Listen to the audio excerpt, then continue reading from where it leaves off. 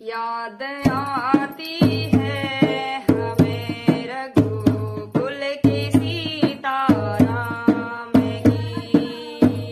याद आती है हमें रघुकुल की सीता राम की।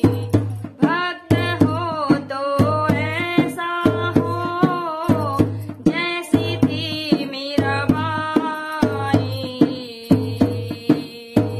विष के प्याले में दिखी थी मूर्ति घनश्याम की। विष के प्याले में दिखी थी मूर्ति घनश्याम की। याद आती है हमें रघुकुल के सीता राम की। भक्त हो तो ऐसा हो जैसे थे प्रहलाद जी। लोहे के खंभे में दिखी थी मूर्ति नरसिंह भगवान की।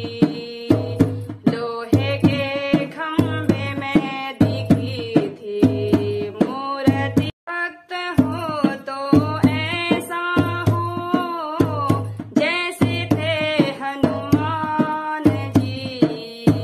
सीना चीर के दिखा दी मूर्ति सिया राम की। याद आती है हमें रघुकुल के सीता राम की। भक्त हो तो ऐसा हो जैसी थी अहिल्या माई। पत्थर के टुकड़े में दिखी थी मूर्ति भगवान की। याद आती है हमें रघुकुल के सीता राम की। भक्त हो तो ऐसा हो, भक्त हो तो ऐसा हो जैसी थी सबरी माई। झूठे पैरों में दिखी थी मूर्ति सिया राम की।